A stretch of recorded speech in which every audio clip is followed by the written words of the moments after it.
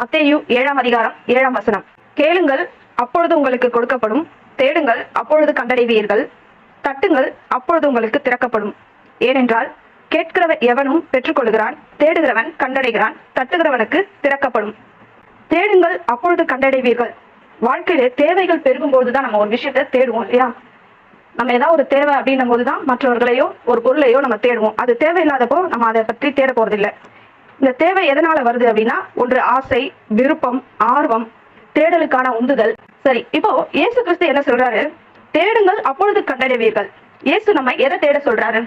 வாசிப்போம். மத்தேயு 6ஆம் அதிகாரம் 33ஆம் வசனம். முதலாவது தேவனுடைய ராஜ்யத்தையும் அவருடைய நீதியையும் தேடுங்கள், அப்பொழுது இவைகள் எல்லாம் உங்களுக்கு கூட கொடுக்கப்படும். முதலாவது ஃபர்ஸ்ட் எதை தேடணுமா? நம்ம வாழ்க்கையில தேட வேண்டிய முதலாவது விஷயம் தேவனுடைய ராஜ்யம், அவருடைய நீதி. இதை முதலாவது தேடும் பொழுது இவைகள் எல்லாம் உங்களுக்கு கூட கொடுக்கப்படும் அப்படின்னு சொல்றாரு. அப்போ மனுஷன் ஏதோ சில காரியங்களை தேடி அலைந்து கொண்டிருக்கிறான், வீணானவைகளை தேடி அலைந்து கொண்டிருக்கிறான். அதான் இயேசு சொல்றாரு, நீ ஏன்பா இதை வீணானதெல்லாம் தேடி அலைஞ்சிட்டே இருக்கிற? நீ முதலாவது தேவனுடைய ராஜ்யத்தையும் அவருடைய நீதியையும் தேடு, அப்பொழுது இவைகள் எல்லாம் உங்களுக்கு கூட கொடுக்கப்படும். எதெல்லாம் தேடுறியோ அதெல்லாம் வேஸ்ட், நீ இதெல்லாம் தேடாத, விட்டுடு அப்படின்னு சொல்லி இயேசு சொல்றாரு. மனுஷன் எதை தேடிக்கொண்டிருக்கிறான், இயேசு எதை தேட வேண்டாம் என்று சொல்லுகிறார். ரெண்டு ஒண்ணுதான் இல்லையா? அப்படி என்ன தேடக்கூடாத காரியத்தை மனுஷன் தேடிக்கொண்டிருக்கிறான்? தேவனுடைய ராஜ்யத்தையும் அவருடைய நீதியையும் தேடுங்கள்னு சொன்னார்னா, அப்போ அதுக்கு முன்னாடி உள்ள வசனங்கள் என்ன சொல்லியிருக்கணும்? எதெல்லாம் தேடக்கூடாது, எதெல்லாம் தேட வேண்டாம்னு நிச்சயமா சொல்லியிருப்பாரு இல்லையா? நம்ம ஒரு வசனத்தை முழுசா புரிஞ்சுக்கணும் அப்படின்னா அந்த வசனத்துக்கு முன்னாடி உள்ள வசனங்களையோ இல்ல பின்னாடி உள்ள வசனங்களையோ முழுவதுமாக படிக்கும் பொழுதுதான் ஒரு வசனத்தை முழுவதுமா புரிஞ்சு கொள்ள முடியும். அப்படி இந்த வசனத்தை புரிந்து கொள்ள நம்ம மத்தேயு 6ஆம் அதிகாரம் ஃபர்ஸ்ட்ல இருந்து நம்ம பார்க்கும்போது தான் கர்த்தர் நம்மளை எதெல்லாம் தேட வேண்டாம்னு சொல்றாருன்னு நம்ம புரிஞ்சுக்க முடியும். இப்ப இந்த மத்தேயு 6ஆம் அதிகாரம் 33ஆம் வசனம், அதாவது முதலாவது தேவனுடைய ராஜ்யத்தையும் அவருடைய நீதியையும் தேடுங்கள், அப்பொழுது இவைகள் எல்லாம் உங்களுக்கு கூட கொடுக்கப்படும். இந்த இவைகள் எல்லாம் என்றால் எவைகள் எல்லாம் கூட கொடுக்கப்படும், அதை தான் இப்போ பார்க்க போறோம். எவைகளை நாம் தேடக்கூடாது, எவைகளை நமக்கு கூட கொடுப்பார் அப்படின்னு பார்க்க போறோம். வாசிப்போம். மத்தேயு 6ஆம் அதிகாரம் 1, 2 ஆகிய வசனங்கள். மனுஷர் காண வேண்டும் என்று அவர்களுக்கு முன்பாக உங்கள் தர்மத்தை செய்யாதபடிக்கு எச்சரிக்கையாயிருங்கள். செய்தால் பரலோகத்தில் இருக்கிற உங்கள் பிதாவினிடத்தில் உங்களுக்கு பலன் இல்லை. ஆகையால் நீ தர்மம் செய்யும் போது மனுஷரால் புகழப்படுவதற்கு மாயக்காரர் ஆலயங்களிலும் வீதிகளிலும் செய்வது போல உனக்கு முன்பாக தாரை ஊதுவியாதே. அவர்கள் தங்கள் பலனை அடைந்து தீர்ந்ததென்று மெய்யாகவே உங்களுக்கு சொல்லுகிறேன். மனுஷர் காண வேண்டும் என்று அவர்களுக்கு முன்பாக உங்கள் தர்மத்தை செய்யாதபடிக்கு எச்சரிக்கையாயிருங்கள். என்ன பண்றாங்க இவங்க எல்லாம்? தர்மம் செய்யறாங்க, ஆனா எப்படி செய்யறாங்களாம்? மாயக்காரர்கள்லாம் யாரு? கர்த்தர் யார சொல்றாரு? பரிசேயர்களையும் வேதபாரகர்களையும் தான் சொல்றாரு. அவங்க தான் எப்படி இருக்கிறாங்க? மாயக்காரர்களை போல இருக்கிறாங்க. ஏன்னா வெளியில வந்து பரிசுத்தவான்களை போல காட்டிக்கிறாங்க, ஆனா உள்ளுக்குள்ள அவ்வளவு வஞ்சம், பொறாம எல்லாம் அவங்களுக்குள்ள இருக்குது. அதனால அவங்களதான் வந்து கர்த்தர் வந்து மாயக்காரர்கள்னு சொல்றாரு. இவங்க தர்மம் செய்யறாங்களா? எப்படி செய்யறாங்க? ஆலயங்களிலும் வீதிகளிலும், அதாவது மக்கள் கூட்டம் நிறைஞ்சு இருக்கிற இடத்துலதான் அவங்க போய் நின்று என்ன பண்றாங்க? இந்த மாதிரி தர்மத்தை செய்யறாங்க. அது மட்டும் இல்லாம இவங்க கூட ஒரு 10 பேரை கூப்பிட்டு போறது. ஐயா, இந்த அம்மாவுக்கு வந்து இவ்வளவு பணம் கொடுக்குறாரு, இந்த ஐயா வந்து இந்த குழந்தைக்கு படிப்பு செலவுக்கு இவ்வளவு பணம் கொடுக்குறாரு அப்படின்னு சொல்லி அவர் பண்ற தர்மத்தை 10 பேரு அந்த கூட்டத்துக்கு முன்னாடி நின்று சொல்ற மாதிரி கூட்டு வர்றது. அவங்க பண்ற தர்மத்தை எல்லாருக்கும் தெரியணும் அப்படின்னு சொல்லிட்டு. ஏன் எல்லாருக்கும் தெரியணும்னு அவங்க பண்றாங்க? ஏன்னா அதுல இருந்து அவங்களுக்கு ஒரு புகழ் கிடைக்கணும் அப்படின்னு நினைக்கிறாங்க. புகழை தேடி அலைந்து கொண்டிருக்கிறார்கள் சில மனிதர்கள். இன்னைக்கும் மனுஷன் இப்படிதான் தர்மம் செய்து கொண்டிருக்கான். இப்போ இன்னும் அட்வான்ஸ்டா போய் என்ன பண்றாங்க? போட்டோ எடுக்கிறோம், வீடியோ எடுக்கிறோம், அதை சோசியல் மீடியால எந்த அளவுக்கு நம்மளால போட முடியுமோ அந்த ஹெல்ப் பண்ற வீடியோஸ், போட்டோஸ் எல்லாம் சோசியல் மீடியால போட்டு நம்மளுக்கு ஒரு புகழை தேடிக்கிறாங்க. இதெல்லாம் போடுறதுனால அவங்களுக்கு என்ன கிடைக்குது? முகமே தெரியாத ஆட்கள் கூட சோசியல் மீடியால வந்து என்ன செய்யறாங்க? ஆஹா சூப்பர்ங்க, நீங்க பண்ற மாதிரி யாராலையும் பண்ண முடியாது, ஆஹா ஓஹோ அப்படின்ட்டு அவங்களை பாராட்டுறாங்க. இந்த பாராட்டுகளை அந்த கமெண்ட்ல பார்க்கும்போது அவங்களுக்குள்ள ஒரு சந்தோஷம், அவங்களுக்குள்ள ஒரு பெருமை, ஆஹா நம்மளை புகழ்ந்து தள்ளுறாங்களே அப்படின்னு சொல்லிட்டு. இப்போ மனுஷன் என்ன தேடிக்கொண்டிருக்கிறான்? அந்த புகழை தேடிக்கொண்டிருக்கிறான். புகழ விரும்பாத ஒரு மனுஷனே இருக்க முடியாது. ஆனா தேவன் என்ன சொல்றாரு? தவறான வழியில் புகழை தேடாதேன்னு தான் சொல்றாரு. தர்மம் செய்யறது அப்படின்றது வந்து நம்ம இருதயத்தின் ஆழத்துல இருந்து வர வேண்டிய ஒரு விஷயம். நமக்கும் தேவனுக்குமான ஒரு விஷயம். தர்மம் எப்படி செய்யணும்? தேவனுடைய அன்பினால நிரப்பப்பட்டவர்களாகவும் இருதயத்திலிருந்து அந்த தர்மம் செய்யணுமே தவிர ஒரு புகழுக்காக அந்த மற்றவங்களை பார்த்து ஓ இவங்க செய்யறாங்க நம்ம செய்யணும் அப்படின்ற எண்ணத்துல நம்ம செய்யக்கூடாது. அது ஆரம்பத்திலேயே நம்ம தேவ அன்பினால அந்த இருதயத்துல இருந்து அந்த தர்மத்தை செய்யணும். இப்போ என்னதான் போட்டோ எடுத்து வீடியோ எடுத்து போடுவதை மனுஷர் காணும்படியா தர்மம் செய்வதையும் தவறல்ல என்று நாமே சமாதானப்படுத்தி கொண்டாலும் இயேசு என்ன சொல்றாரு? முதல் வசனம் பின்பாதி என்ன சொல்லுது? பரலோகத்தில் இருக்கிற உங்கள் பிதாவினிடத்தில் உங்களுக்கு பலன் இல்லை. நம்ம என்னதான் வந்து சமாதானம் சொன்னாலுமே இயேசு என்ன சொல்லிட்டாரு? இது வீணான செயல், அதற்கு பிதாவின் இடத்துல எந்த பலனும் இல்லை அப்படின்னு சொல்றாரு. இப்படி நம்முடைய தர்மத்தை மனுஷன் முன்பாக செய்தால் நமக்கு தேவனிடத்திலிருந்து எந்த பலனும் கிடைக்காது. 2ஆம் வசனத்தின் கடைசி பகுதி என்ன சொல்லுது? அவர்கள் தங்கள் பலனை அடைந்து தீர்ந்தது என்று மெய்யாகவே உங்களுக்கு சொல்லுகிறேன். அவர்கள் தங்கள் பலனை அடைந்து தீர்ந்து விட்டார்களாம். சிலர் சொல்லி பார்த்திருக்கீங்களா, நான் எவ்வளவு பேருக்கு தர்மம் செஞ்சிருக்கேன், ஆனா இப்ப எனக்கு ஒரு கஷ்டம் வந்திருக்கு, அந்த கஷ்டத்துக்கு உதவி செய்ய யாருமே இல்லையே, கடவுள் கூட எனக்கு உதவி செய்யலையே அப்படின்னு சொல்லி ரொம்ப ஃபீல் பண்ணி புலம்புறதெல்லாம் நம்ம பார்த்திருப்போம். தேவனிடத்துல இருந்து அவங்க எதிர்பார்க்கிற அந்த பலன் வராது. ஏன்னா அவங்க தேவ பக்தியினாலும் தேவ அன்பினாலும் அந்த தர்மத்தை செய்யல. மனுஷர் புகழ வேண்டும் என்று மனுஷர் முன்பாக நீங்கள் தர்மத்தை செய்திருக்கிறீர்கள், அதனால தேவனிடத்தில் பலன் இல்லை. தேவன் பார்க்க வேண்டும் என்று நீங்க அந்த தர்மத்தை செய்யல, மனுஷன் பார்க்க வேண்டும் என்றுதான் அந்த தர்மத்தை செய்கிறீர்கள். இப்போ அந்த பலனை அடைந்து தீர்ந்ததுன்னு சொல்லியிருக்கிறார். என்ன பலனை அடைந்து தீர்ந்தார்கள்? அவர்கள் புகழ் என்ற பலனை அடைந்தார்கள். மனுஷர் காண வேண்டும் என்று, மனுஷர் புகழ வேண்டும் என்று தானே தர்மம் செஞ்ச. மனுஷன் பார்த்துட்டான், மனுஷன் புகழ்ந்துட்டான், உன்னோட பலன் இதோட முடிஞ்சு போச்சு. எதுக்காக நீ செஞ்சியோ அந்த தர்மத்தை, அந்த பலனை நீ அடைந்து தீர்ந்து விட்டாய், உனக்கு என்னிடத்துல இருந்து எந்த பலனும் கிடைக்காது அப்படின்னு சொல்லி கரெக்டா இந்த இடத்துல இயேசு சொல்லிட்டாரு. அடுத்து 3, 4 ஆகிய வசனங்களை வாசிப்போம். நீயோ தர்மம் செய்யும் போது உன் தர்மம் அந்தரங்கமா இருப்பதற்கு உன் வலது கை செய்கிறதை உன் இடது கை அறியாதிருக்க கடவது. அப்பொழுது அந்தரங்கத்தில் பார்க்கிற உன் பிதா தாமே உனக்கு வெளியரங்கமாய் பலனளிப்பார். இந்த வசனங்கள்ல என்ன சொல்லுது? தர்மம் செய்யும் போது எப்படி செய்யணும்னு சொல்லியிருக்கு. போட்டோ எடுக்காத, வீடியோ எடுக்காத, 10 பேரையோ 100 பேரையோ கூட்டி அவங்களுக்கு முன்னாடி ஒரு தர்மத்தை செய்யாத. நீ செய்யும் போது எப்படி செய்யணும்? ரகசியமாய் செய்யணும். எப்படி? வலது கையில தான் நீ கொடுக்குற, அந்த வலது கை கொடுக்கறது இடது கைக்கு கூட தெரியாதபடிக்கு அப்படி உன்னுடைய தர்மம் இருக்கணும். நீ செய்யற தர்மம் உனக்கும் பிதாவுக்கும் மட்டுமே தெரியணும், உனக்கும் பிதாவுக்குமான ஒரு காரியம் அது. அப்படி அந்த செய்கிற தர்மத்திற்கு தான் பிதாவின் இடத்திலிருந்து நமக்கு பலன் உண்டு. நம்மை அந்தரங்கத்துல பார்க்கிற தேவன் நமக்கு வெளியரங்கமாய் பலன் அளிப்பார். அந்தரங்கத்திலே பலன் அளிக்கிறவர் அல்ல நம்முடைய தேவன். நம்ம அந்தரங்கத்துல செய்யற அந்த தர்மத்துக்கு வெளியரங்கமாய் அவர் பலன் அளிக்கிறார். நீ ரகசியமா செய், நான் உனக்கு பப்ளிசிட்டி கொடுக்குறேன் அப்படின்னு சொல்லி கர்த்தர் சொல்றாரு.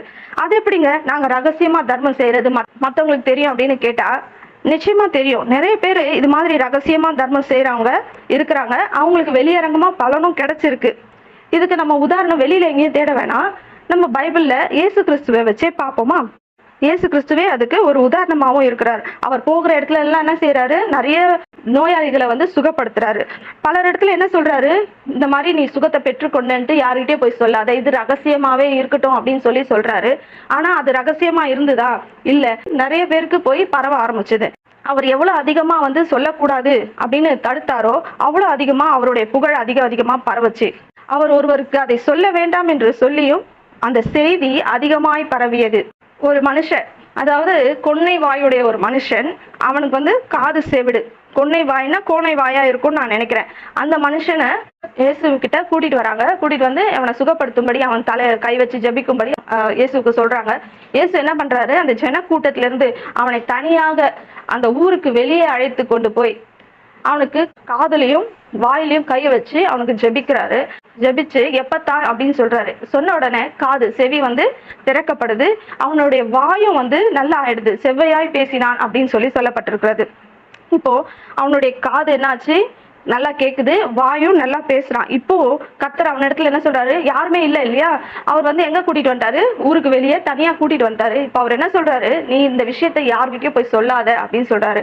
ஆனா அவர் எவ்வளவு அதிகமா அங்க கட்டளை இட்டாரோ சொல்லாதன்னு, அந்த அளவுக்கு அதிகமா அவருடைய புகழ் பரவிற்று அப்படின்னு சொல்லி போட்டிருக்கு. இப்போ அவர் ரகசியமா செஞ்சது ரகசியமா முடிஞ்சிருச்சா? இல்ல, இது ஊரெல்லாம் பரவச்சு. ஏன்னா அந்த இடத்துல அவனுக்கு அவன் வாய் சரியாகணும், அவனுடைய காது கேட்கப்படணும் அப்படின்ற ஒரு தேவை அவன் வாஞ்சிக்கிறான்.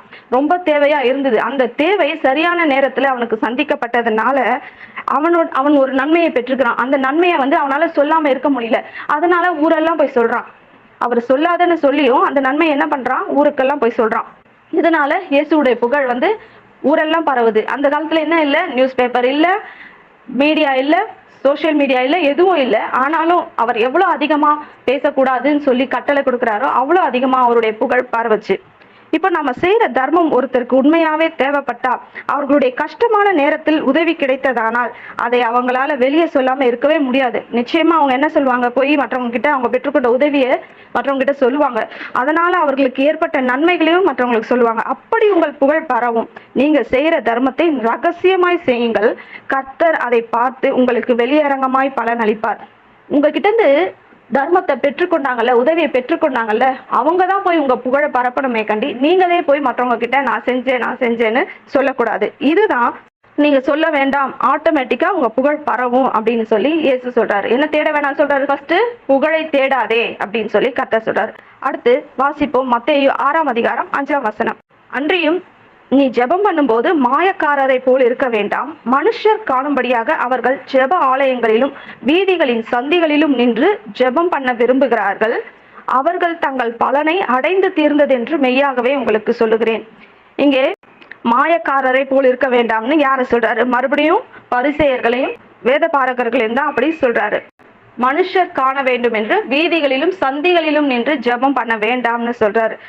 ஏன் சொல்றாருன்னா, ஏசாயா 29:13 என்ன சொல்லுது? இந்த ஜனங்கள் தங்கள் வாயினால் என்னிடத்தில் சேர்ந்து தங்கள் உதடுகளினால் என்னை கனம் பண்ணுகிறார்கள், அவர்கள் இருதயமோ எனக்கு தூரமாய் விலகி இருக்கிறது. அவர்கள் எனக்கு பயப்படுகிற பயம் மனுஷரால் போதிக்கப்பட்ட கற்பனையா இருக்கிறது. அவர்கள் இருதயம் எப்படி இருக்கிறது? கர்த்தருக்கு தூரமா இருக்கிறதாம். அவங்க முழு இதயத்தோடவே கர்த்தரை தேடல, வெறும் மனுஷன் பார்க்கணும் அப்படின்றதுக்காக வாயை மட்டும் வீம்புக்குன்னா அந்த ஜெபம் பண்ற மாதிரி மக்கள் முன்னாடி இவங்க ரொம்ப பரிசுத்தவான் போல இருக்கு, இவங்க எவ்வளவு பெரிய ஆளு, ஜெபம்லாம் பண்றாங்க, வழியில எல்லாம் நம்ம அப்படி இல்லை, அந்த மாதிரி நினைக்கணும். ஒரு பெருமையை தேடுகிறார்கள். இந்த இடத்துல மனுஷன் என்ன தேடுறான்? ஒரு பெருமையை தேடுறான். இந்த இடத்துல தேவனுடைய வார்த்தை என்ன சொல்லுது, தேவனுடைய கற்பனை என்ன சொல்லுதுன்றதை விட்டுட்டு மனுஷனால் போதிக்கப்பட்ட கற்பனையை எடுத்துக்கொண்டு இவர்கள் அங்கங்க நின்று ஜெபம் பண்ணிட்டு இருக்காங்க. இது தேவனுக்கு பிரியமா இல்லை அப்படின்னு சொல்றாரு. இவர்கள் என்ன செய்கிறார்கள்? மனுஷர் காணும்படியாக ஜெப ஆலயங்களிலும் தெருக்களிலும் சந்தை வழிகளிலும் நின்று ஜெபம் பண்ண விரும்புகிறார்கள். ஏன் அவங்க விரும்புறாங்க? அவங்களுக்கு ஒரு பெருமை வேணும்னு விரும்புறாங்க. அதனால இந்த மாதிரி கூட்டத்துல நின்று ஜெபம் பண்றதுக்கு அவங்க விரும்புறாங்க. அவங்க ஜெபம் பண்ணுவதை மனுஷர்கள் காண வேண்டும் என்று விரும்புகிறார்கள். அவர்கள் தேவன் காண வேண்டும் என்று ஜெபிக்கவில்லை. அவர்களுடைய இருதயம் தேவனை தேடவில்லை, தேவனை கனப்படுத்தவில்லை. தங்கள் உதடுகளினால் என்னை கனப்படுத்துகிறார்கள். உதடுகள் மட்டும் ஏன் தேவனை கனப்படுத்துகிறது? மனுஷர் காண வேண்டும் என்று இல்லையா? ஏன் இவர்கள் ஜெபம் பண்ணுவதை மனுஷர் காண வேண்டும்? ஏனென்றால் இவங்க பெருமையை தேடுறாங்க. அதனால மனுஷன் பார்க்கணும்னு ஜெபிக்கிறாங்க. என்ன சொல்லுவாங்க பார்க்குறவங்களாம்? ஆஹா, எவ்வளோ பரிசுத்தவான்பா இவங்க, எவ்வளோ பெரிய மனுஷன், தேவ மனுஷன். பலவிதமா மனுஷங்க பேசுவாங்க. இன்னைக்கும் இப்படிப்பட்ட தேவ மனிதர்கள் நம்ம ஊர்ல இருக்கதான் செய்யறாங்க இல்லையா? மற்றவர்கள் பார்க்கணும், மற்றவங்க நம்மளை பத்தி பேசணும் அப்படின்னு நினைச்சு வீண் பெருமையை எதிர்பார்த்து வழிகளிலும் தெருக்களிலும் சந்திகளிலும் நின்று ஓன்னு கத்தி கத்தி ஜெபம் பண்றாங்க. கர்த்தர் என்ன சொல்லுகிறார்? வாசிப்போம் 6ஆம் வசனம். நீயோ ஜெபம் பண்ணும்போது உன் அறை வீட்டுக்குள் பிரவேசித்து உன் கதவை பூட்டி அந்தரங்கத்தில் இருக்கிற உன் பிதாவை நோக்கி ஜெபம் பண்ணு. அப்பொழுது அந்தரங்கத்தில் பார்க்கிற உன் பிதா வெளியரங்கமாய் உனக்கு பலன் அளிப்பார். எப்படி ஜெபம் பண்ண வேண்டும்? வீட்டுக்குள்ள போய் கதவை சாத்திட்டு ஜன்னலை சாத்திட்டு யாருக்கும் தெரியாம உனக்கும் பிதாவுக்குமான ஒரு உரையாடல் ஜெபம் பண்ணு. உன்னுடைய இருதயமும் தேவனுடைய இருதயமும் கனெக்ட் ஆகிற இடம் ஜெபம் பண்ணு இடம். இருதயம் தேவனோடு இணைந்து இருக்க வேண்டும். அதுதான் உண்மையான ஜெபம். எது மக்கள் பார்க்கும்படியான ஜெபம் அல்ல, ரகசியமாய் தேவனுக்கும் நமக்கும் உரிய அந்த கனெக்ஷன், அதுதான் ஜெபம். ஜெபம் பண்ண போறேன்னு கூச்சலிட்டு மற்றவங்களுக்கு தெரிவிக்காமல் உங்கள் ஜெபம் பிதாவை நோக்கி மட்டும் இருக்கட்டும். நீங்கள் அப்படி அந்தரங்கத்துல பண்ணுகிற ஜெபத்திற்கு, பிதாவை நோக்கி ஏறெடுக்கிற ஜெபத்திற்கு அவரே உங்களுக்கு வெளியரங்கமாய் பலன் அளிப்பார். இப்படிதான் நம்மளுடைய உறவு இருக்கணுமே கண்டி. மக்கள் பார்க்கணும், மக்கள் பார்க்கணும், மக்கள் பார்க்கணும் இல்ல, நானும் என் தேவனும், என் இருதயம் என் தேவனுடைய இருதயம் இந்த இடத்துல ஒன்றாக இணைக்கப்படணும். அப்போ தனிமையில யாருக்கும் கேட்காதபடிக்கு என் தேவனோடு நான் பேச வேண்டும். அப்படிப்பட்ட ஜெபத்திற்கு கர்த்தரிடத்தில் பலன் உண்டு. அவர் வெளியரங்கமாய் பலன் அளிப்பார். நீ ரகசியமாய் செய்கிற ஜெபத்திற்கு அவர் வெளியரங்கமாய் பலன் அளிக்கிறவராய் இருக்கிறார். மனிதர்கள் காண வேண்டும் என்று, மற்றவர்கள் பெருமையாய் பேச வேண்டும், மற்றவர்கள் பாராட்ட வேண்டும் என்று கூட்டத்தின் மத்தியிலும் தெருக்களிலும் நின்று ஜெபிக்கிற ஜெபத்திற்கு பலன் இல்லை. ஏனென்றால் அவர்கள் தங்கள் பலனை அடைந்து தீர்ந்தது என்று மெய்யாகவே உங்களுக்கு சொல்லுகிறேன் என்றார். அதாவது இதுக்கு முன்னாடி சொன்னதுதான். இப்பவும் நீங்கள் எதுக்காக ஜெபம் பண்றீங்களோ அந்த பலனை நீங்க அடைஞ்சிட்டீங்க. மக்கள் பார்க்கணும், பெருமையா பேசணும்னு நினைக்கிறீங்க. மக்கள் பார்த்துட்டாங்க, அவங்க உங்களுக்கு பெருமையா பேசிட்டாங்க. இந்த பலனை எதிர்பார்த்துதான் நீங்க ஜெபம் பண்றீங்க. அந்த பலன் உங்களுக்கு கிடைத்து விட்டது. என்னிடத்துல இருந்து உங்களுக்கு எந்த பலனும் இல்லை என்று கர்த்தர் திட்டவட்டமா இங்க சொல்லுகிறார். மத்தேயு 6:7. அன்றியும் நீங்கள் ஜெபம் பண்ணும் போது அஞ்ஞானிகளைப் போல வீண் வார்த்தைகளை அலப்பாதேயுங்கள். அவர்கள் அதிக வசனப்பினால் தங்கள் ஜெபம் கேட்கப்படும் என்று நினைக்கிறார்கள். 8. அவர்களைப் போல நீங்கள் செய்யாதிருங்கள். உங்கள் பிதாவை நோக்கி நீங்கள் வேண்டிக் கொள்ளுகிறதற்கு முன்னமே உங்களுக்கு இன்னது தேவை என்று அவர் அறிந்திருக்கிறார். நீங்கள் ஜெபம் செய்யும் போது அஞ்ஞானிகளைப் போல் என்று சொல்லுகிறார். இது வரைக்கும் மாயக்காரரை போலன்னு சொன்னார். இந்த இடத்துல அஞ்ஞானிகளைப் போலன்னு சொல்றாரு. அஞ்ஞானிகள்னா யாரு? கிறிஸ்துவை அறியாதவர்கள், அதாவது ஒன்றான மெய் தேவனை அறியாதவர்கள் அஞ்ஞானிகளாய் இருக்கிறார்கள். கிறிஸ்துவை அறிந்தவர்கள், மெய் தேவனை அறிந்தவர்கள் ஞானிகளாய் இருக்கிறார்கள். அவர்களிடத்திலிருந்து வெளியே இருக்கிறவங்க புறஜாதியார். இவங்களை யாருன்னு சொல்றாரு? அஞ்ஞானிகள் சொல்றாரு. இவங்க எப்படி ஜெபிக்கிறாங்களாம்? இந்த வார்த்தை என்ன? வீண் வார்த்தைகளை அலப்பாதேயுங்கள் சொல்லியிருக்குல்ல. வீண் வார்த்தைகளை அலப்பாதனா ஏதோ ஒரு வார்த்தையை சொல்லி சொல்லி திரும்ப திரும்ப திரும்ப ரிப்பீட்டடா சொல்லிட்டே இருப்பாங்களாம். அலப்புறதுனா என்ன? ரிப்பீட்டடா அந்த வார்த்தையை 100 தடவை, 500 தடவை, 108 தடவை, 1000 தடவை சொன்னா உனக்கு இதை கிடைக்கும், உனக்கு இந்த நன்மை கிடைக்கும்னு சொல்லுவாங்க இல்லையா? அந்த மாதிரி ஏதோ ஒரு நாமத்தை சொல்லி அவங்க திரும்ப திரும்ப முணுமுணுத்துட்டே இருக்கிறாங்களாம். அந்த மாதிரி நீ முணுமுணுத்தனா அந்த ஜெபத்துக்கு பலன் இல்லை. அந்த காலத்துல ரோமர்கள் ஆட்சியில் கீழே தானே இவங்க இருக்கிறாங்க, யூதர்கள். ரோமர்கள் அந்த மாதிரி பண்ணுவாங்க போல. ஏதோ ஒரு அவங்களோட தெய்வத்தை பேரை சொல்லி, அவங்களோட தெய்வத்துக்கு எத்தனை நாமங்கள் இருக்கும் இல்லையா, அந்த நாமங்கள் எல்லாம் திரும்ப திரும்ப சொல்லி அவங்களோட தெய்வத்துக்கு வேண்டுவாங்க போல. அந்த மாதிரி யாரு பண்றாங்க? இவங்களும், யூதர்களும் அதை ஸ்டார்ட் பண்ண ஆரம்பிச்சிட்டாங்க. இவங்க எப்படி செய்யறாங்களோ அதை பார்த்து இவங்களும் செய்ய பழகுறாங்க. அந்தபடியான ஜெபம், அப்படிப்பட்ட ஜெபத்தை நீங்க பண்ணாதீங்க. வீண் வார்த்தைகளை அலப்பாதீங்கள். நீங்க என்ன பண்ணக்கூடாது? ஏதோ ஒன்று நானும் சொல்றேன், நானும் ஜெபிக்கிறேன் அப்படின்னு சொல்லிட்டு உங்கள் இருதயம் தேவனோடு கனெக்ட் ஆகாம வெறும் வாயினால, மறுபடியும் என்ன சொல்றாரு? வெறும் உதடுகளினால தேவையில்லாத வீண் வார்த்தைகளை அலப்பிக்கொண்டு இதுதான் ஜெபம்னு நீ நம்பிக்கொண்டு இருக்கிறியே, அது தவறு. உன்னுடைய உதடுகளினால தேவனுடைய இந்த மாதிரி பேசி ஜெபம் பண்றது வேஸ்ட். உன்னுடைய இருதயம் தேவனோடு கனெக்ட் ஆகியிருக்கணும். அப்படிப்பட்ட ஜெபத்திற்கு தான் கர்த்தர் பலனை அளிக்கிறார்.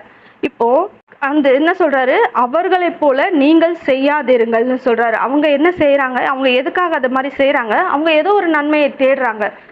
ஏதோ இப்படி செஞ்சா இந்த நன்மை நமக்கு கிடைக்கும் போல இருக்கு, ஸ்கூல் அட்மிஷன் கிடைக்கணும், காலேஜில் அட்மிஷன் கிடைக்கணும், இந்த நல்ல வேலை கிடைக்கணும், நல்ல திருமணம் நடக்கணும் அப்படின்னு சொல்லிட்டு ஏதோ ஒரு நன்மையை அவங்க தேடும் பொழுது யாரோ அட்வைஸ் பண்ணுறாங்க, இந்த மாதிரி இந்த ஜெபத்தை இத்தனை முறை நீங்கள் சொல்லுங்கள். இப்போ கூட வாட்ஸ்அப்லலாம் நமக்கு வரும், இந்த ஜெபத்தை இத்தனை பேருக்கு அனுப்பினா உனக்கு நல்லது நடக்கும் அப்படின்னு சொல்லி. இப்போ அந்த நன்மையை தேடும்படியாக இவங்க என்ன செய்கிறாங்க? தேவையில்லாத வீண் வார்த்தைகளை மறுபடியும் மறுபடியும் மறுபடியும் சொல்வதன் மூலமாக அவர்களுக்கு எந்த பலனும் இல்லை. கர்த்தர் என்ன சொல்கிறாரு? உனக்கு என்னது தேவை என்று அவருக்கு ஏற்கனவே தெரியும். அவர்களைப் போல நீங்கள் செய்யாதிருங்கள். இதெல்லாம் வெறும் உதடுகளினால் மற்றவர்கள் காண வேண்டும் என்று. உங்கள் பிதாவை நோக்கி நீங்கள் வேண்டிக் கொள்ளுகிறதற்கு முன்னமே உங்களுக்கு இன்னது தேவை என்று அவர் அறிந்திருக்கிறார். நமக்கு என்ன வேணும்னு நம்மளை விட அவருக்கு நல்லாவே தெரியும்.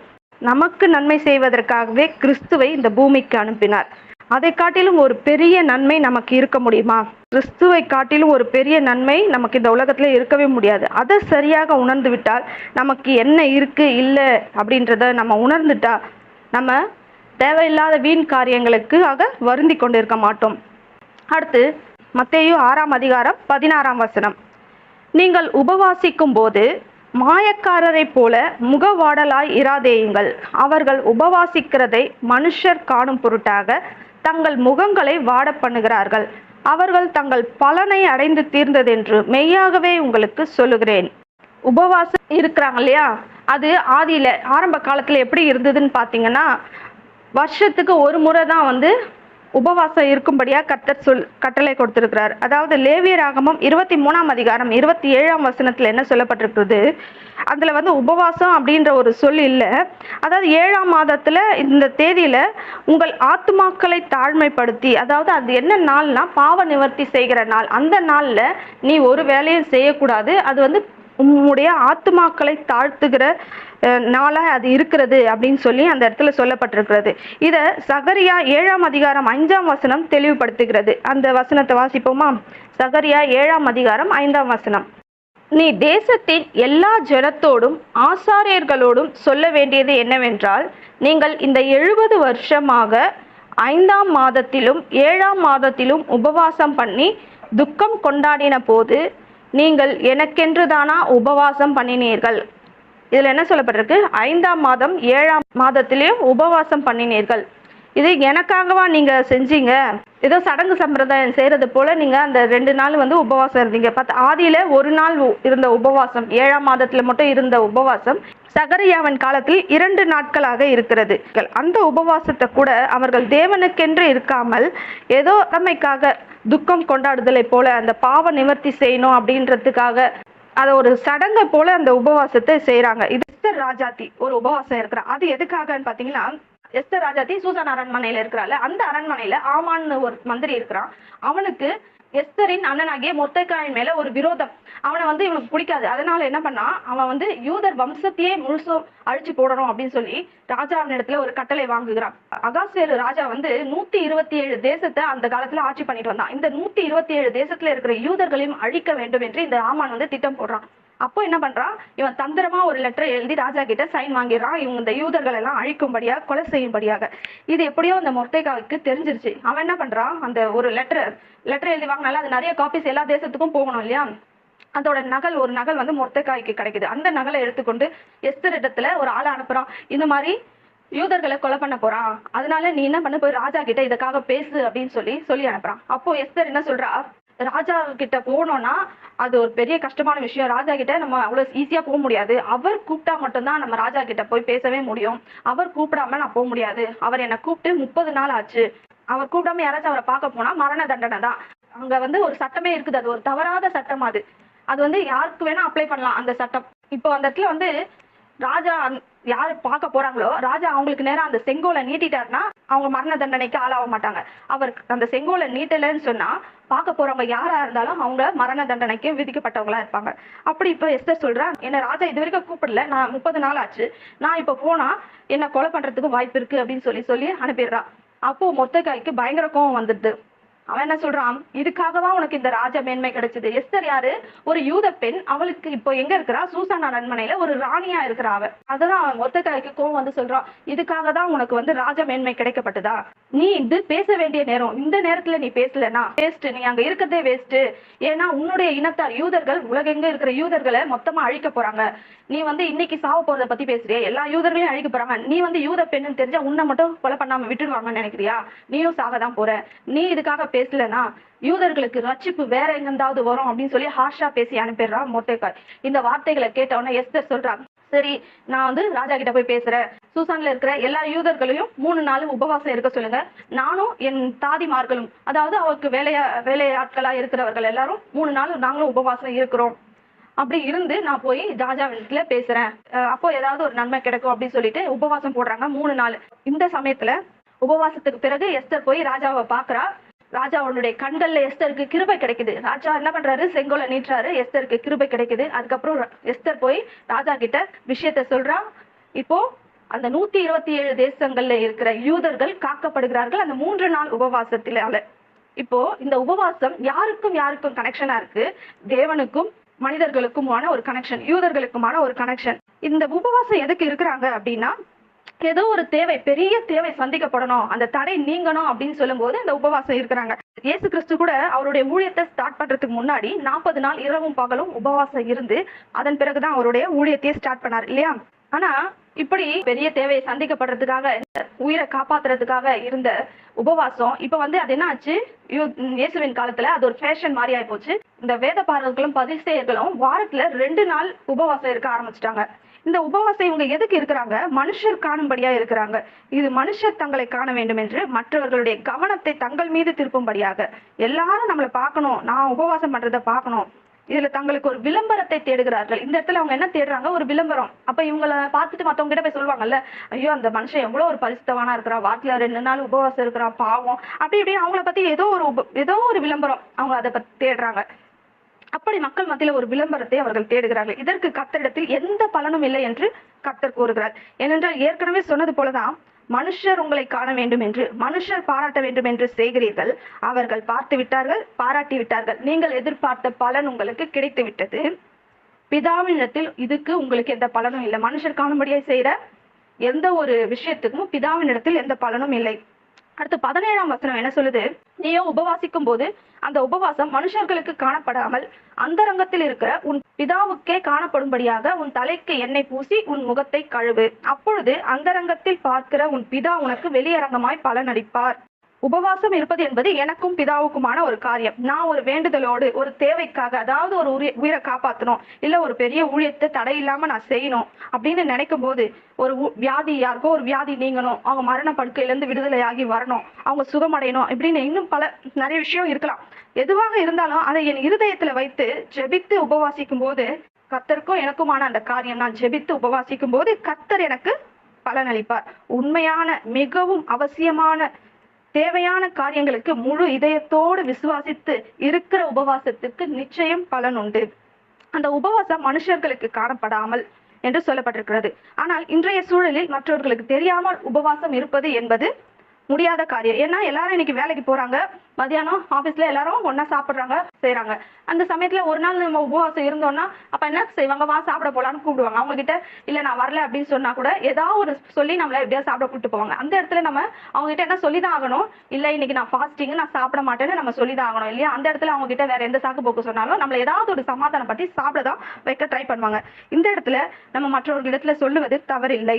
ஏனென்றால் உங்கள் இருதயம் தேவனோடு ஐக்கியத்தில் இருக்க வேண்டும். இது மனுஷர் காணும்படியாக என்றால், மனுஷர் பார்க்க வேண்டும் என்று இருக்கும் உபவாசம், இதுல தேவனுக்கு எந்த கனெக்ஷனும் இருக்காது. அவங்க உபவாசம் தான் வீணா இருக்குமே தவிர, தேவனோடு கனெக்ட் ஆயிருக்கிற உபவாசத்துக்கு இந்த மாதிரி எந்த இதுவும் இல்லை. ஆனா இந்த காரியம் மனுஷருக்கு தெரிந்தாலும், மனுஷர் காண வேண்டும் என்று இல்லாமல் தேவனுக்காக மட்டுமே இருக்கும் பொழுது நிச்சயம் பலன் உண்டு.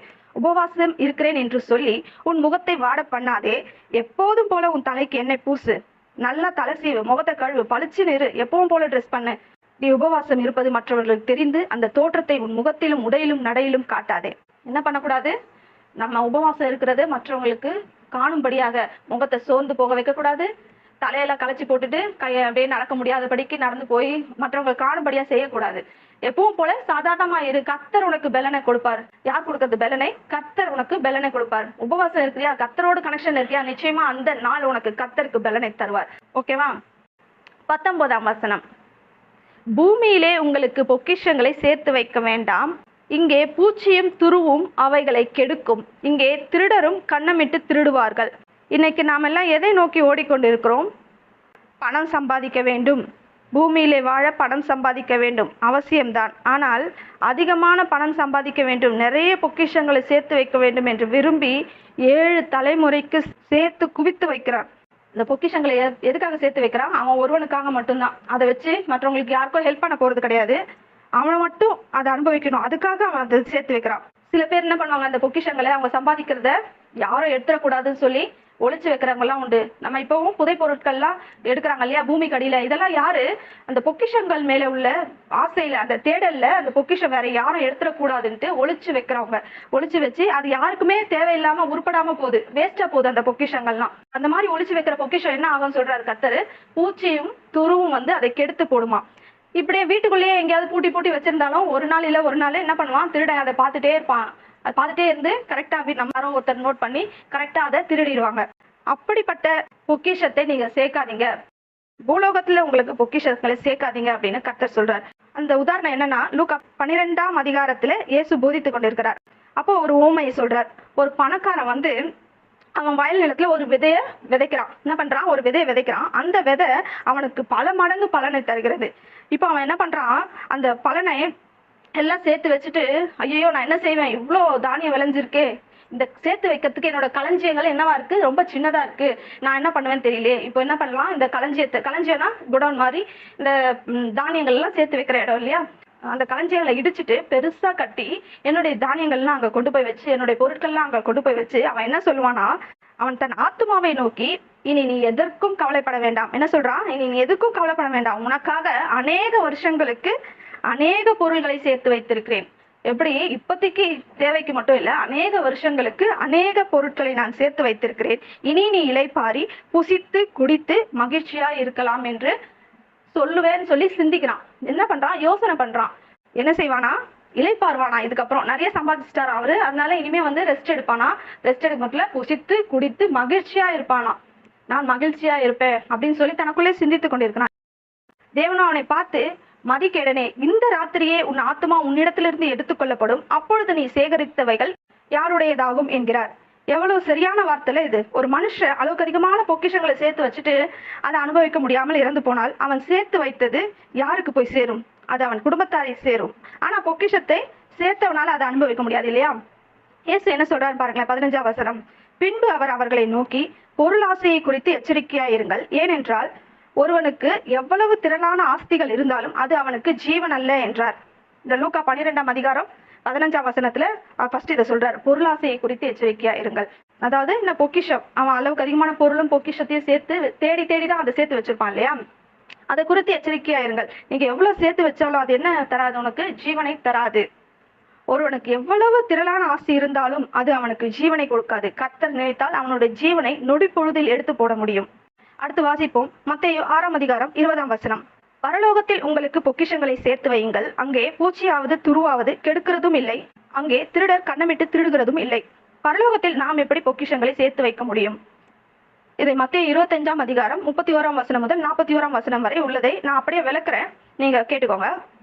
இயேசு கிறிஸ்து மகிமை பொருந்தினவராய் தமது பரிசுத்த தூதரோடு வரும்போது, அதாவது 2ஆம் வருகையில அவர் நியாய தீர்க்கும் போது பாவிகளை ஒரு பக்கமாகவும் நீதிமான்களை ஒரு பக்கமாகவும் இரண்டாக பிரிப்பாராம். அப்ப தமது வலது பக்கத்துல நீதிமான்கள் இருப்பார்களாம், தமது இடது பக்கத்துல பாவிகள் இருப்பார்களாம். அவர் வலது பக்கத்துல நிற்பவர்களை பார்த்து, வாருங்கள் என் பிதாவினால் ஆசீர்வதிக்கப்பட்டவர்களே, உலக தோற்றத்திற்கு முன்பே உங்களுக்காக ஆயத்தம் பண்ணப்பட்ட ராஜ்யத்திற்குள் பிரவேசியுங்கள் என்று கூறுகிறார். பாருங்க, உலக தோற்றத்திற்கு முன்பே நீதிமான்களுக்காக அவர் ஒரு ராஜ்யத்தை ஆயத்தம் பண்ணி வைத்திருக்கிறார். இதுதான் அந்த பொக்கிஷம். இதை எப்படி இவர்கள் சேர்த்தார்கள் என்று அவரே சொல்லுகிறார். பாருங்க, நான் பசியாய் இருந்தேன், எனக்கு உணவளித்தீர்கள், நான் தாகமாய் இருந்தேன், என் தாகத்தை தீர்த்தீர்கள், அந்நியனாய் இருந்தேன், என்னை சேர்த்து கொண்டீர்கள், வஸ்திரமில்லாதிருந்தேன், எனக்கு வஸ்திரம் கொடுத்தீர்கள், வியாதியாய் இருந்தேன், என்னை விசாரிக்க வந்தீர்கள், காவலில் இருந்தேன், என்னை பார்க்க வந்தீர்கள் என்று கூறுகிறார். அப்போ நீதிமான்கள்லாம் கேட்கிறாங்க, நாங்க எப்போ உமக்கு இதையெல்லாம் செய்தோம் என்று அவர்கள் கேட்கிறார்கள். அதற்கு அந்த ராஜா, அதாவது இயேசு கிறிஸ்து சொல்றாரு, இப்படிப்பட்ட தேவைகளில் இருந்த சிறியவர்களுக்கு நீங்கள் செய்த உதவி எனக்கே செய்தது போல என்று சொல்லி அவர்களுக்கு நித்திய ஜீவனை அருளுகிறார். இதுதாங்க நம்ம பரலோகத்தில் சேர்த்து வைக்க வேண்டிய பொக்கிஷம். இல்லாதவர்களுக்கும் தேவையில் இருப்பவர்களுக்கும் நாம் செய்கிற உதவி கர்த்தருக்கே செய்வது போல அவர் அதை பார்க்கிறார். அவர் அதை பார்த்து நமக்கு இந்த இம்மையில மட்டுமல்ல மறுமையிலும் நமக்கு பலன் அளிக்கிறார். வாசிப்போம், மத்தேயு 6ஆம் அதிகாரம் 24ஆம் வசனம். 2 எஜமான்களுக்கு ஊழியம் செய்ய ஒருவனாலும் கூடாது, ஒருவனை பகைத்து மற்றவனை சிநேகிப்பான், அல்லது ஒருவனை பற்றி கொண்டு மற்றவனை அசட்டை பண்ணுவான். தேவனுக்கும் உலக பொருளுக்கும் ஊழியம் செய்ய உங்களால் கூடாது. மறுபடியும் அதே காரியத்தை தான் இங்கே கூறுகிறார். அங்கே பொக்கிஷங்களை தேடாதே என்று கூறினார், இங்கே தேவனுக்கும் உலக பொருளுக்கும் உங்களால் ஊழியம் செய்ய முடியாதுன்னு சொல்றார். இங்கே உலக பொருளை தேடாதேன்னு சொல்றார். அதற்கு விளக்கத்தையும் மத்தேயு 19ஆம் அதிகாரத்துல இருந்து பார்ப்போம். 16ஆம் வசனம், மத்தேயு 19 16ஆம் வசனம் முதல் 23ஆம் வசனம் வரை. ஒரு மனுஷன் இயேசுவிடத்தில் நித்திய ஜீவனை அடைவதற்கு நான் என்ன செய்ய வேண்டும், நான் என்ன நன்மை செய்ய வேண்டும் என்று கேட்கிறான். அதுக்கு இயேசு சொல்றாரு, உனக்கு ஒரு கற்பனை கொடுக்கப்பட்டிருக்குல்ல, அந்த கற்பனையை போய் நீ தவறாம செய், அந்த கற்பனைகளை கைக்கொள், அது போதும் அப்படின்னு சொல்றாரு. அதுக்கு அவன் மறுபடியும் என்ன கேட்கிறான், அந்த கற்பனை என்ன அப்படின்னு கேட்கிறான். அதுக்கு இயேசு சொல்றாரு, கொலை செய்யாதிருப்பாயாக, களவு செய்யாதிருப்பாயாக, விபச்சாரம் செய்யாதிருப்பாயாக, பொய் சாட்சி சொல்லாதிருப்பாயாக, உன் தகப்பனையும் உன் தாயையும் கனம் பண்ணுவாயாக, உன்னிடத்தில் நீ அன்பு கூறுவது போல பிறனிடத்திலும் அன்பு கூறுவாயாக என்பவைகளே என்று விளக்கமாக கூறுகிறார். அதற்கு அந்த மனுஷன், இவைகளை எல்லாம் என் சிறு வயது முதல் நான் செய்து வருகிறேன், இன்னும் என்னிடத்தில் என்ன குறைவு என்று கேட்கிறார். அதற்கு இயேசு, நீ அப்படி இன்னும் பெர்ஃபெக்டா இருக்க வேண்டும் என்றால் போய் உனக்கு உண்டானதை எல்லாம் விற்று தரித்திரருக்கு கொடு, அப்பொழுது பரலோகத்தில் உனக்கு பொக்கிஷம் உண்டாயிருக்கும், அதன் பிறகு என்னை பின்பற்றி வா என்று கூறினார். இந்த மனுஷன் மிகுந்த ஆஸ்தி உள்ளவனாய் இருந்தபடினாலே இந்த வார்த்தைகளை கேட்டவுடன் அவன் மிகவும் துக்கம் அடைந்து அங்கிருந்து போய்விட்டான். ஒரு அருமையான நிகழ்வை இந்த இடத்துல ஆவியானவர் நமக்கு பதிவிட்டிருக்கிறார். இதை மிகவும் ஜாக்கிரதையாய் புரிந்து கொள்ள வேண்டும். இந்த ஒரு பணக்கார மனுஷன், மிகுந்த ஆஸ்தி உள்ள மனுஷன், அவன் ஆஸ்தியை சேர்த்து வச்சிருக்கான், நிறைய பொருட்களை சேர்த்து வச்சிருக்கான். ஏதோ அவனோட ஒரு கடினமான உழைப்பினாலையும் அந்த பொருட்கள் தேவை அப்படின்னு சொல்லி அதை தேடி தேடி ஓடினதுனாலையும் அதிகமான பொருட்களையும் ஆஸ்தியையும் அவன் சேர்த்து வச்சிருக்கிறான். அதன் மீது அவனுக்கு ஒரு ஆசை, அளவில்லாத ஆசையில இருக்கிறான். அதே சமயத்தில் அவனுக்கு இன்னொரு ஆசை, இன்னொரு விருப்பம் என்னன்னா நித்திய ஜீவனை அடையணும்னு ஒரு விருப்பம். உலக பொருள் இருக்கு, இப்போ அவன் தேவனிடத்திலும் நன்மையை பெறணும், உலகத்துல நன்மையை பெற்றுக்கொண்டான், தேவனிடத்திலும் நன்மையை பெறணும்னு விரும்புறான். அந்த நித்திய ஜீவனை அடையணும்னு ஒரு ஆசை அவன் இயேசுவின் இடத்துல வந்து கேட்கிறான். அப்பதான் இயேசு சொல்றாரு, இந்த கற்பனைகளை கைக்கொள் அப்படின்னு சொல்லிட்டு. இவன் என்ன சொல்றான், ரொம்ப அவனை பெருமையா நினைக்கணும்ட்டு, நான் சிறு வயது முதலே இதெல்லாம் செஞ்சு வர்றேனே. அப்போ இயேசு என்ன சொல்றாரு, சரி அப்போனா உனக்கு இருக்கிறதெல்லாம் வித்துட்டு என்னை பின்பற்றி வா, விற்று தரித்திரருக்கு கொடுத்துட்டு என்னை பின்பற்றி வா. எதுக்காக இந்த மாதிரி சொல்றாருன்னா, அவன் வந்து அவனுடைய அந்த கற்பனைகளை இன்னும் சரியான விதத்துல அவன் வந்து ஃபாலோ பண்ணல, அவன் கை கொள்ளல அப்படின்னு அவன் புரிஞ்சுக்கணும் அப்படின்றதுக்காக தான் இதை சொல்றாரு. அவன் சொன்னது ஒரு பொய்யான கூற்று, நான் எல்லாத்தையும் கை கொள்றேன் அப்படின்னு சொன்னான் இல்லையா, அது ஒரு பொய்யான கூற்று, அவனே உணரணும் அப்படின்றதுக்காக தான் இயேசு அந்த இடத்துல அப்படி சொல்றாரு. அப்போ அவன் சொன்னது போல கற்பனை கடைபிடிக்கவில்லையா என்று கேட்டால் இல்லை. ஏன்னா முதலாவது கற்பனை என்ன சொல்லுது, என்னை தவிர உனக்கு வேற தேவர்கள் உண்டாயிருக்க வேண்டாம் என்று சொல்லுகிறது இல்லையா. இத அவன் கை கொண்டானா என்று பார்த்தால் இல்லை என்றுதான் சொல்லணும். ஏன்னா அவன் தன் ஆஸ்தியை தான் தன் தேவனாக நினைக்கிறான், ஆஸ்தியை தான் முதலில் வைத்திருக்கிறான். தேவனா ஆஸ்தியா என்று கேட்டால் அவன் ஆஸ்தி தான் என்கிறான். முதலாவது வைக்க வேண்டிய தேவனை முதலாவது வைக்காமல் மற்ற கற்பனைகளை கை கொண்டால் என்ன லாபம்? ஃபர்ஸ்ட் கற்பனையே நம்ம கை கொள்ள முடியலன்னா அடுத்து உள்ள கற்பனைகள்லாம் நம்ம செஞ்சா என்ன, செய்யலனா என்ன, எல்லாமே வேஸ்ட் தான்.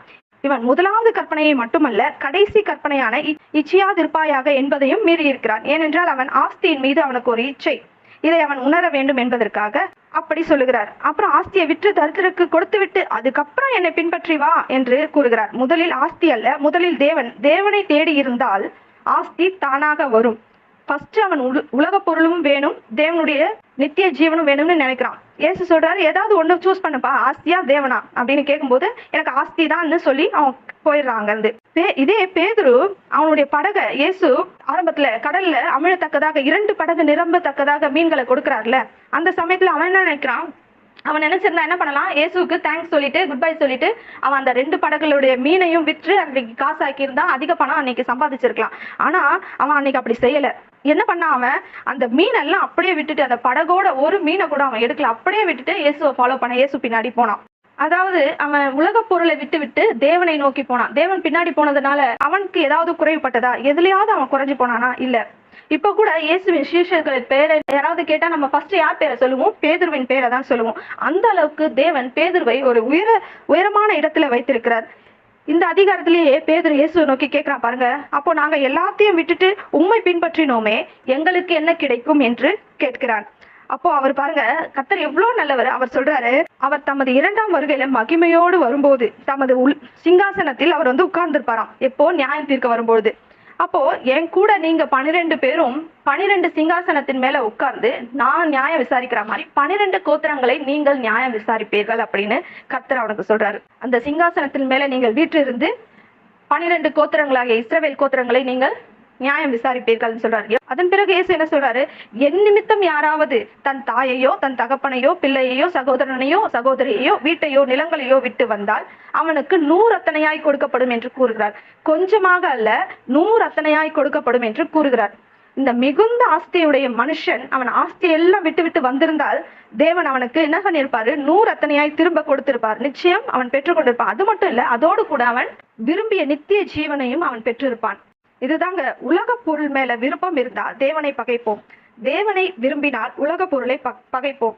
உலக பொருளும் பணமும் தேவையில்லைன்னு தேவன் ஒருபோதும் சொல்லல, அது தேவைதான். ஆனா தேவைக்கு அதிகமா நீ வச்சுக்காதன்னு தான் சொல்றாரு. தேவைக்கு அதிகமா நீ சேர்த்து வைக்காத, பூச்சியும் துருவும் அதை அழித்து போடும், திருடர்கள் கண்ணமிட்டு திடுவார்கள். உனக்கு என்ன தேவையோ அதை வச்சுக்கோ. உனக்கு அதிகமா இருந்ததுன்னா இல்லாதவங்களுக்கு கொடு, இல்லாதவங்களுக்கு கொடுத்து இன்னும் அதிகமான பொக்கிஷங்களை தேவனிடத்துல இருந்து பெற்றுக்கொள். அது இம்மையில மட்டும் இல்ல, மறுமையிலும் உங்களுக்கு பொக்கிஷங்களை கொடுக்கும்னு கர்த்தர் நமக்கு சொல்லுகிறார்.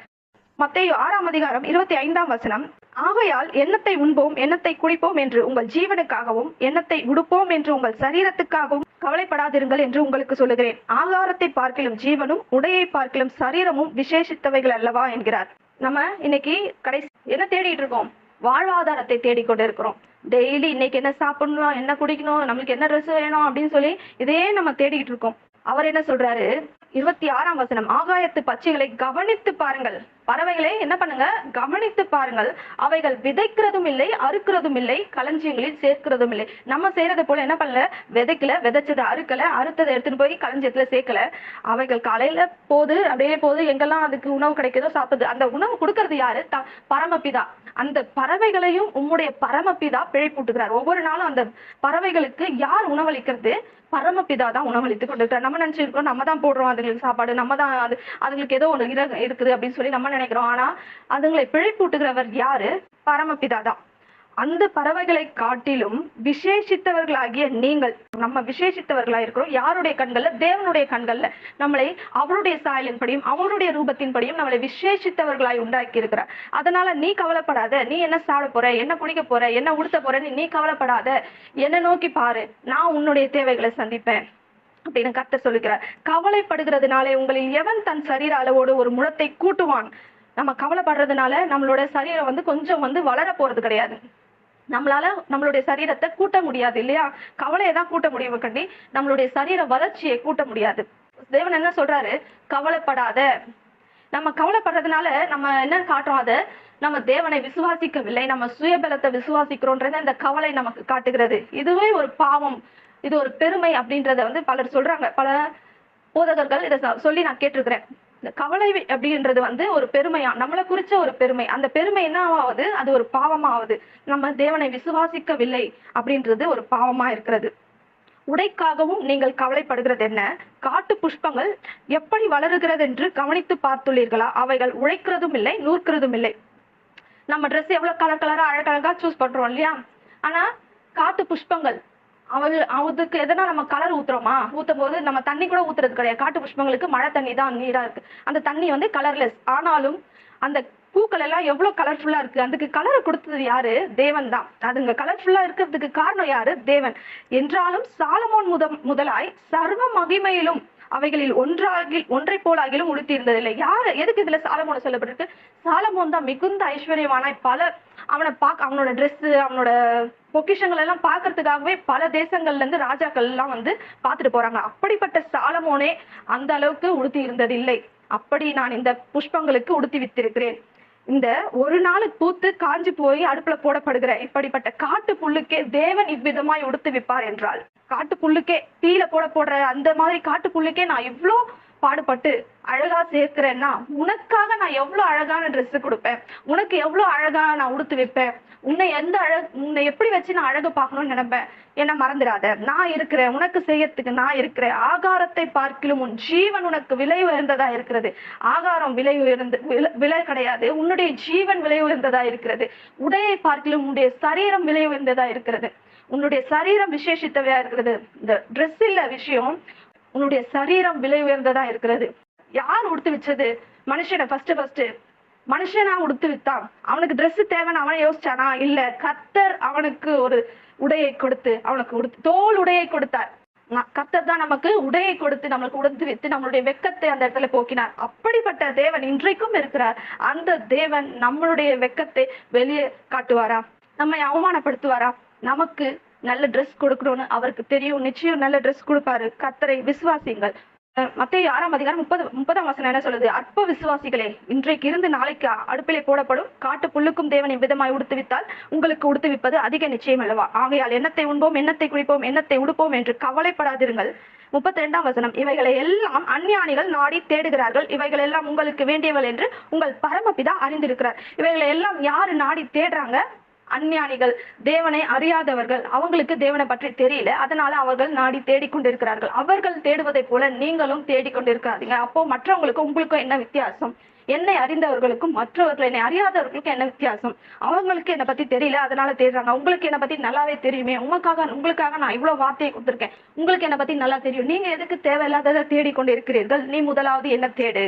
முதலாவது தேவனுடைய ராஜ்யத்தையும், இதெல்லாம் சொல்லிட்டு தான் லாஸ்டா என்ன சொல்றாரு, முதலாவது தேவனுடைய ராஜ்யத்தையும் அவருடைய நீதியையும் தேடுங்கள், அப்பொழுது இவைகள் எல்லாம் உங்களுக்கு கூட கொடுக்கப்படும். என்ன கொடுக்கப்படும்? புகழ் தருவேன், பொருள் தருவேன், பெருமை தருவேன், நன்மை தருவேன், உலக பொருள், நீ என்ன வேணும்னு நீ தேடி திருத்தியோ அது எல்லாம் நீ தேவனுடைய ராஜ்யத்தை மட்டும் தேடும் பொழுது உனக்கு இவைகள் எல்லாம் எக்ஸ்ட்ராவா நிறையவே உனக்கு கொடுக்கப்படும். நீ எதுக்கு அது பின்னாடி எல்லாம் ஓடுற? நீ தேவனுடைய ராஜ்யத்தை மட்டும் தேடு, அதெல்லாம் உன் பின்னாடி வரும் அப்படின்னு சொல்லி கர்த்தர் சொல்றாரு.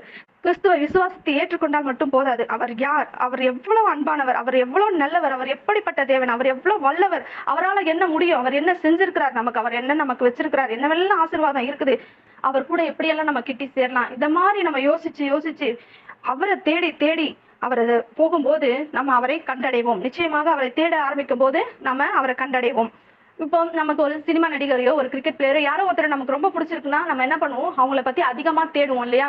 அவங்க யாரு, எங்க பிறந்தாங்க, அவங்க எப்போ வளர்ந்தாங்க, எந்த ஸ்கூல் படிச்சாங்க, அவங்களோட சொந்த பேர் என்ன, அவங்க அப்பா பேர் என்ன, இதெல்லாம் ரொம்ப தேடி தேடி அவங்களோட இதுவெல்லாம் நிறைய கலெக்ட் பண்ணி வைப்போம். அதை போல நம்ம நேசிக்கிற ஒருத்தவங்களை பத்தி நம்ம இவ்வளவு தேடும்போது நம்மள நேசிக்கிற ஒரு தகப்பன் இருக்கிறார். அவர் எவ்வளவு நல்லவர், அவர் நமக்கு என்ன வச்சிருக்காரு, நம்ம தேடும்போது இன்னும் அதிகமான நன்மைகளை அவர் நமக்கு கொடுப்பார்.